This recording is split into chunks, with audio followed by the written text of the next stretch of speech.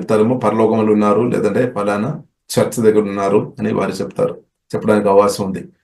కానీ సువార్త రక్షణ పొందిన మనతో అడిగినప్పుడు ఆ గొప్ప దేవుడు, పరిశుద్ధమైన దేవుడు, ఆ ప్రేమపూర్ణ దేవుడు నాలోనే ఉన్నాడు, లేదంటే నాతోడు ఉన్నాడు అని అప్పుడు ఇలా ధైర్యంతో చెప్పవచ్చు. దానిలో ఏం మన సందేహించాల్సిన అవసరం లేదనమాట. ఈ సత్యం అనమాట బైబిల్ మనకు నేర్పిస్తుంది.